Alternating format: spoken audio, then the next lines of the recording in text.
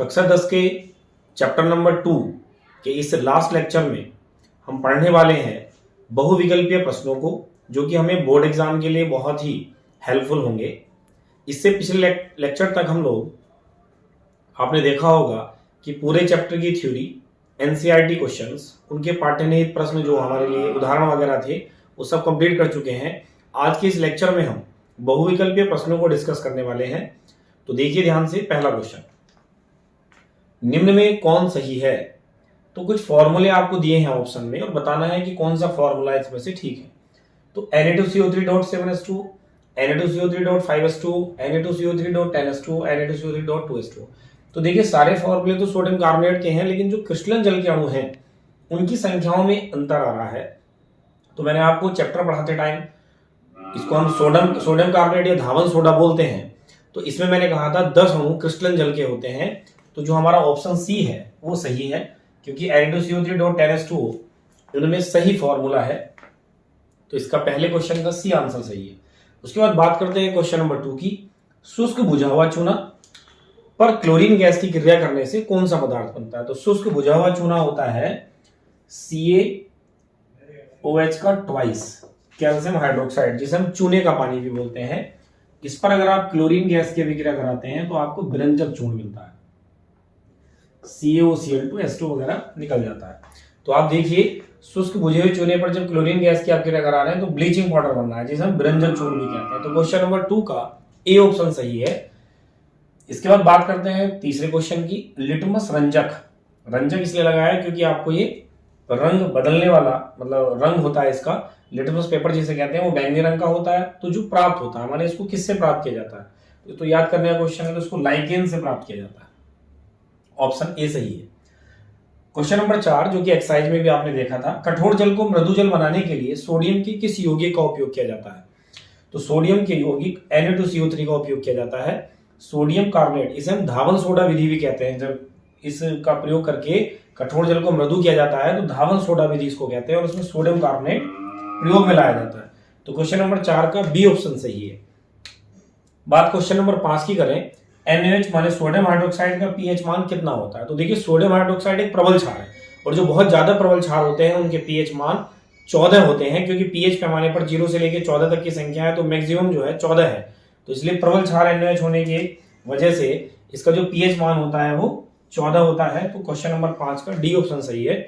इसको आप अपनी कॉपी पर नोट कर लीजिए, फिर इसके बाद हम कुछ नए नेक्स्ट क्वेश्चन की बात करेंगे। तो देखिए क्वेश्चन नंबर 6 है, जठर रस का pH मान कितना होता है? तो जठर रस का मतलब होता है हमारी शरीर में जो अमाशय है वहां पर, ऐसा कहते हैं कि एक आग सी प्रज्वलित होती है जो भोजन का पाचन करने में मदद करती है। तो वहां पर जो जठर रस है उसका pH मान कितना होता है? तो देखिए वो अम्लीय होता है, और बहुत ज्यादा अम्लीय है जठर रस, तो उसका pH मान होता है इनमें 1.2। आप ऐसे पहचान सकते हैं। देखिए मैं बताऊं क्वेश्चन में, मान लीजिए आपको ऐसा क्वेश्चन का आंसर याद नहीं है, तो आप उसके चारों ऑप्शन को देखिए। यहाँ pH 7 लिखा है, यहाँ 14 लिखा है और यहाँ 10 लिखा है। तो ये सारे pH, ये उदासीन को और ये दोनों क्षारीयता को दिखा रहे हैं। तो जो थोड़ा सा इनसे अलग टाइप का pH है वो 1.2 है, माने बहुत ज्यादा कम है 7 से। ये तीनों एक ही कैटेगरी जैसे हो रहे हैं, तो इसलिए अम्लीयता है। तो जब जठर रस का pH पूछा है तो ये तीनों तो एक जैसे ऑप्शन है, यही इनसे अलग है, तो फिर इन तीनों में से तो कोई हो नहीं सकता, तो यही होगा। तो इसका मतलब जठर रस का जो pH मान है वो 1.2 होता है, इसलिए इस क्वेश्चन नंबर 6 का जो ऑप्शन है वो बी सही है। क्वेश्चन नंबर 8 को देखिए, ये थोड़ा मार्किंग मेरे से गलत हुआ है। Question number 7, 8, 9, 10, 11। तो क्वेश्चन नंबर 7 है, चूना पत्थर, खड़िया, संगमरमर किसके रूप है? मानिए तीनों किसी एक सूत्र के ही रूप है, नाम है, तो वो कौन सा सूत्र है इन चारों ऑप्शन में? तो आप देखिए, सीधे ऑप्शन देखने की जरूरत ही नहीं होनी चाहिए, ये सब जो है कैल्शियम कार्बोनेट है। ये मैंने आपको चैप्टर में पढ़ाते टाइम कहा था। तो चूना पत्थर, खड़िया, संगमरमर, कैल्शियम कार्बोनेट, तो CaCO3 उसका फॉर्मूला होता है। तो क्वेश्चन नंबर 7 का भी बी पार्ट सही है। उसका क्वेश्चन नंबर 8 है, नीला थोथा का रासायनिक सूत्र क्या है? तो नीला थोथा कॉपर सल्फेट को बोलते हैं, लेकिन ये सारे ही फॉर्मूले कॉपर सल्फेट के लिखे हैं, लेकिन इसमें क्रिस्टलन जल का अणु अलग अलग संख्या में होते हैं। तो मैंने चैप्टर में पढ़ाते टाइम इसका एग्जाम्पल भी दिया था। तो कॉपर सल्फेट में 5 अणु क्रिस्टलन जल के होते हैं, तो 5 अणु क्रिस्टलन जल के देखिए सी ऑप्शन में है, तो सी ऑप्शन सही है, CuSO4.5s2 नीला थोथा का सूत्र। इसका रंग नीला होता है, इसलिए इसको नीला थोथा बोलते हैं। अगर इसमें से क्रिस्टलन जल के 5 अणु निकल जाए तब ये कॉपर सल्फेट रंगहीन हो जाता है, इसका कोई रंग नहीं बचता। तो ये कई बार कॉपर सल्फेट जल की उपस्थिति को पहचानने के लिए भी काम करता है। इसके बाद चीनी का सूत्र क्या है? चीनी माने जिसे हम विज्ञान की भाषा में सुक्रोज कहते हैं, वैसे इसको हम शक्कर भी बोलते हैं, शर्करा भी बोलते हैं। तो चीनी का जो सूत्र है वो C12H22O11 होता है, जो कि लास्ट ऑप्शन है हमारे डी। देखिए पहला ग्लूकोज है CCH12O6, इथाइल अल्कोहल है जिसको आप नॉर्मली शराब के नाम से जानते हैं, CH3Cl मिथाइल क्लोराइड है। तो इन तीनों ऑप्शन में चीनी का सूत्र नहीं है, डी ऑप्शन इसका सही आंसर है। क्वेश्चन नंबर 10, दही में कौन सा अम्ल होता है? तो ये मैंने आपको एक्सरसाइज में क्वेश्चन था कि पीतल अथवा तांबे के पात्र में खट्टे या दही जैसे पदार्थ नहीं रखने चाहिए, तो वहां आंसर बताया था मैंने, अगर आपने वीडियो सही से देखा है तो दही में मैंने कहा था लैक्टिक अम्ल होता है, तो ये ऑप्शन है इसका सी। तो क्वेश्चन नंबर 10 का सी ऑप्शन सही है। उसके बाद क्वेश्चन नंबर 11, नींबू के रस का पीएच मान। तो मैंने कहा जब ऐसा क्वेश्चन आए कि किसी विशेष यौगिक का आपसे पीएच मान पूछा हो और ऑप्शन हो, तो ऑप्शन को आप एक बार ध्यान से देखिए। ए ऑप्शन में 8 है, बी में 7 है और सी में 14 है, डी में 2.2 है। तो ये तीनों शुरू के पीएच तो देखिए आप 7 या उससे ज्यादा है, माने क्षारीयता को दर्शा रहे हैं। तो डी ऑप्शन एक अलग है। तो 2.2 चूंकि अम्ल है, नींबू के रस में जो नींबू होता है खट्टा होता है, माने अम्ल होता है, और अम्ल का पीएच है तो 7 से कम होगा, तो 2.2 इसका आंसर होगा। तो क्वेश्चन नंबर 11 का डी ऑप्शन सही है।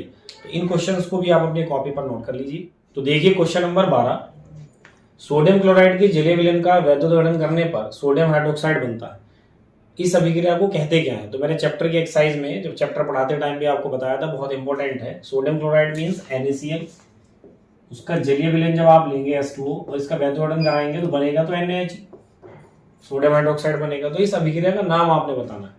तो देखिए इसमें साथ में क्लोरीन गैस भी निकलती है, तो क्लोरीन बन रही है और NaOH एक क्षार है, तो इसलिए इसका नाम होता था क्लोर क्षार अभिक्रिया।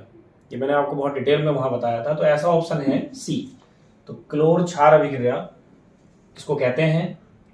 इसके बाद क्वेश्चन नंबर 13 है, अम्लीय वर्षा का पीएच मान कितना होगा? तो मैंने आपको पीएच मान वाले क्वेश्चन में ट्रिक्स बता दी है कि जो पीएच एक जैसे लगेंगे 2-3, तो वो तो ऑप्शन में सही हो नहीं सकते। जैसे आप देखें अम्लीय वर्षा है तो अम्ल है, पहली बात तो ये, तो पीएच मान 7 से कम होना चाहिए। तो आप देखिए यहाँ 12 से कम लिखा है, 14 से कम लिखा है, 11.5 से, लेकिन यहाँ 5.6 से कम लिखा है। तो 5.6 से कम माने अम्लीयता ज्यादा होगी वहां, इसलिए अम्ल है। तो इस क्वेश्चन नंबर 13 का डी ऑप्शन सही होगा। इंपॉर्टेंट क्वेश्चन है ये भी, और इससे पहले वाला भी। क्वेश्चन नंबर 14, निम्न में कौन सी धातु अम्ल व क्षार दोनों से अभिक्रिया कर लेती है? तो देखिए ऐसी धातु जिंक है, थोड़ा ध्यान रखें आप, और मैंने दोनों से आपको रिएक्शन करके दिखाया है। Zn की H2SO4 या HCl से कराएंगे तो हाइड्रोजन मुक्त होगी, जबकि Zn की अगर NaOH से कराएंगे तो सोडियम जिंकेट बनता है, Na2ZnO2 करके मैंने बताया था आपको। प्रबल अम्ल व प्रबल क्षार की क्रिया से बने लवण का पीएच मान कितना होगा? तो प्रबल अम्ल मान लीजिए HCl है, प्रबल क्षार NaOH है, क्रिया करके NaCl बना था।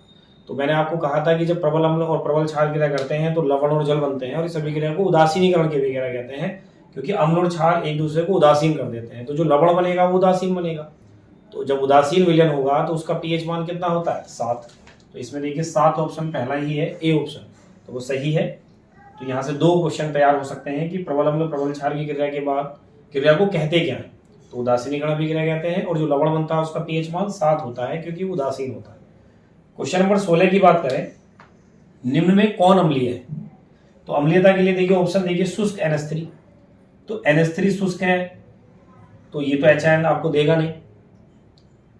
शुष्क HCl, तो शुष्क HCl है तो HCl HN तो दे, लेकिन शुष्क स्थिति में माने इसका जलीय विलयन नहीं है, तो इसलिए ये भी अम्ल नहीं होगा। अगला ऑप्शन देखें, HCl का जलीय विलयन, ये अम्लीय होगा, क्योंकि HCl को जब आप जल में लेंगे, जल में घोलेंगे तो वो HN डोनेट करेगा, त्यागेगा, और जो HN त्यागते हैं वो अम्ल होते हैं। तो ऑप्शन सी सही होगा। NH3 का जलीय विलयन क्षारीय प्रकृति का होता है, तो उसको भी आप ध्यान रख लें। क्वेश्चन नंबर 17 की बात करें कि सिरके में कौन सा अम्ल होता है? तो सिरके में देखिए एसिटिक अम्ल होता है, तो ये बी ऑप्शन सही है। और एसिटिक अम्ल की 4% सांद्रता को सिरका कहते हैं, माने जब एसिटिक अम्ल 4 ml हो पूरे 100 ml के नमूने में, तब उसको सिरका बोलेंगे। तो इस प्रकार से ये क्वेश्चन नंबर 17 तक आप अपनी कॉपी पर नोट कर लीजिए। कुछ और नए नेक्स्ट क्वेश्चन की बात करते हैं। देखिए क्वेश्चन नंबर 18 को, बेकिंग सोडा का रासायनिक सूत्र है, तो ये हमने चैप्टर में पढ़ा है, NaSCO3 अर्थात सोडियम बाइकार्बोनेट या सोडियम हाइड्रोजन कार्बोनेट भी इसको बोलते हैं, ये सूत्र होता है। तो क्वेश्चन नंबर 18 का बी पार्ट सही है। जिप्सम लवण का सूत्र होता है, ये भी हमने चैप्टर में पढ़ाई है, CaSO4 होता है। तो सीधे आप क्वेश्चन नंबर सी पर टिक करेंगे। नेटल के डंक में कौन सा अम्ल है? नेटल एक शाकीय पौधा होता है, उसके पौधों में फॉर्मिक अम्ल एक्चुअल में होता है, जिसको मेथनोइक अम्ल बोलते हैं। तो उससे क्या होता है, थोड़ा सूजन और जलन सा अनुभव होता है, तो वो मेथनोइक अम्ल है। यही देखिए मधुमक्खी के डंक, ततैया, इन सब में ये मेथनोइक अम्ल होता है, इसको सामान्य रूप से फॉर्मिक अम्ल भी कहते हैं। तो वो क्वेश्चन मैंने यहाँ नहीं लिखे हैं, मधुमक्खी के डंक वगैरह, वो यहीं पे बता दे रहा हूँ। तो उनका ऑप्शन भी मेथनोइक अम्ल होगा। हल्दी किस प्रकार का सूचक है? तो आपको पता है कि हल्दी का विभिन्न विभिन्न माध्यमों में अलग अलग रंग होता है। तो हल्दी जो है प्राकृतिक रूप से हमें मिलती है, तो प्राकृतिक सूचक है, बी ऑप्शन सही है। अधातु के ऑक्साइड सीधे याद रखिए अम्लीय होते हैं, चैप्टर में आया था, मैंने याद रखने के लिए ऐसा भी बताया है कि अ से अधातु, अ से अम्लीय, तो अम्लीय होते हैं। इसके नीचे धातु की ऑक्साइड की प्रकृति है, तो उससे उल्टे होंगे, माने क्षारीय होते हैं। ऑप्शन बी सही है। तो इस प्रकार से क्वेश्चन नंबर 23 तक आप अपनी कॉपी पर नोट कर ले। देखिए क्वेश्चन नंबर 24 की बात करते हैं। चूने के पानी में CO2 गैस प्रवाहित करने पर कैसा रंग आएगा? तो ये क्वेश्चन कम से कम मैं मानता हूं कि 9th क्लास से स्टार्ट हो जाता है और ये बहुत आगे तक आपको आएगा। और जो हमारी केमिस्ट्री की लैब होती है वहां पर एक बहुत अच्छा टेस्ट करने में ये यूज होता है। तो चूने का पानी मीन्स है CaOH का होल्ट्राइज हम कहते हैं चूने के पानी को, और ये CO2 गैस है। अब अगर आप ये रिएक्ट करेंगे तो CaCO3 वगैरह बनता है, H2O बनता है, लेकिन जो चूने का पानी है वो बिल्कुल दूध जैसा रंग का हो जाता है, दूधिया हो जाता है। तो किस वजह से ऐसा हो रहा है, मतलब सॉरी हो तो रहा है CO2 की वजह से, लेकिन कैसा हो जा रहा है, दूधिया रंग का हो जाएगा। तो जो ये रंग लिखे हैं इनमें दूधिया रंग, माने सी ऑप्शन इस क्वेश्चन का सही है। क्वेश्चन नंबर 25 है, सोडियम जिंकेट का सूत्र है। तो जब मैं आपको चैप्टर पढ़ा रहा था तो जहां क्षारों के रासायनिक गुण थे वहां पर मैंने धातु की क्रिया कराई थी Zn की NaS से, तो वहां पर बना था सोडियम जिंकेट। तो ये तो याद ही रखना है आपने। तो Na2ZnO2 इसका फॉर्मूला होता है, जो कि ए ऑप्शन है। तो क्वेश्चन नंबर 25 का ए ऑप्शन सही है। इसके बाद बात करें अगर क्वेश्चन नंबर 26 की, कौन सा क्षारक क्षार होता है? तो देखिए क्षार और अम्ल की परिभाषा बताते समय मैंने कहा था कि जो सारे जो क्षारक होते हैं वो क्षार नहीं होते, ऐसे क्षारक को क्षार कहते हैं जो जल में घुलनशील होते हैं। तो जल में घुलनशील आप देखेंगे तो ऑप्शन सी है। तो इस क्वेश्चन नंबर 26 का सी ऑप्शन सही है। इसके बाद क्वेश्चन नंबर अगर 27 की बात करें तो धातुओं के कार्बोनेट और बाइकार्बोनेट पर अम्ल की अभिक्रिया से कौन सी गैस निकलती है? तो धातुओं के कार्बोनेट माने CO3 आएगा, बाइकार्बोनेट माने SCO3 आएगा।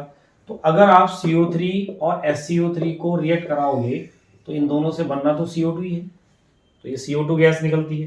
तो इसमें ऑप्शन देखें अगर आप तो ए ऑप्शन है, माने कार्बोनेट या बाइकार्बोनेट अगर टूटेंगे या उन पर अम्ल की क्रिया कराएंगे। इस क्वेश्चन को ऐसे ही पूछा जा सकता है कि जैसे मान लीजिए धातु का कार्बोनेट है, तो अब उन्होंने कोई इस बार तो कह दिया धातु के कार्बोनेट है, बाइकार्बोनेट है, अम्ल की क्रिया हो रही है, लेकिन किसी क्वेश्चन में ऐसा हो सकता है कि वो ऐसे कहते हैं ZnCO3 या NaSCO3, Na2CO3 और अम्ल का नाम दे दे HCl, तब भी ये क्वेश्चन पूछेंगे। तो कुल मिलाकर आप कहें कि कार्बोनेट और बाइकार्बोनेट हमेशा CO2 गैस देते हैं, तो इसका ऑप्शन ए सही है। क्वेश्चन नंबर 28 है, जल में अम्ल मिलाने पर हाइड्रोजन आयन की मात्रा में क्या परिवर्तन होगा? तो अम्ल की तो परिभाषा ये होती है, वे पदार्थ जो जलीय विलयन में H+ आयन देते हैं अम्ल कहलाते हैं। तो अगर आप जल में अम्ल को मिलाएंगे तो हाइड्रोजन आयनों की मात्रा या सांद्रता बढ़ेगी। तो इसका ऑप्शन है बी, बढ़ती है। और इस ऑप्शन को अपोजिट करके पूछा जा सकता है कि जल में क्षार मिलाने पर हाइड्रोजन आयन की सांद्रता में क्या परिवर्तन होगा? तो अगर आप क्षार मिलाएंगे तो इससे उल्टा हो जाएगा, हाइड्रोजन आयन की सांद्रता घटने लगेगी। तो ये 28 के साथ ही मैं उसको बता दे रहा हूं। उसके बाद क्वेश्चन नंबर 29 है, निम्न में किसके कारण अम्ल वर्षा होती है? वेरी इंपॉर्टेंट क्वेश्चन है, बहुत बार बोर्ड एग्जाम में ऑब्जेक्टिव क्वेश्चन में या 1 नंबर के जो क्वेश्चन आते हैं अति लघु उत्तरीय टाइप के, उनमें आपसे पूछा गया होगा।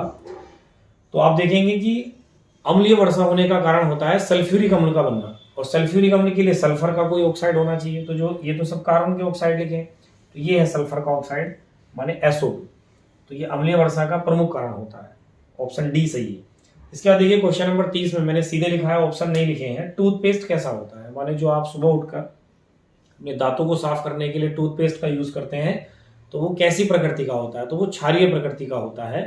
तो जिससे कि मुंह में जो हमारे अम्लीयता बनी रहती है, अगर हम टूथपेस्ट क्षार यूज करेंगे तो मुंह का जो माध्यम है, हमारा मुंह जो पूरा है वो उदासीन रहेगा। तो इसलिए हम टूथपेस्ट जो होता है हमारा वो क्षारीय होता है।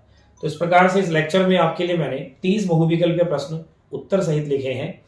और इस तरीके से ये चैप्टर नंबर 2 भी इस लेक्चर पर लास्ट हो जाता है। तो देखिए मैंने आपको अब तक 10th साइंस में ये दूसरा चैप्टर अम्ल क्षार लवण और जो पहला चैप्टर है हमारा रासायनिक अभिक्रिया समीकरण ये कंप्लीट हो गया है।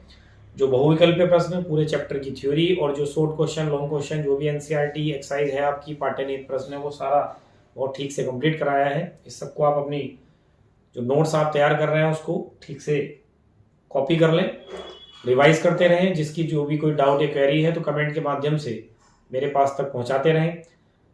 इस चैनल पर जो नेक्स्ट वीडियो आएगा, नेक्स्ट लेक्चर में हम एक नए चैप्टर स्टार्ट करेंगे। तो मिलते हैं नए लेक्चर में नए चैप्टर के साथ।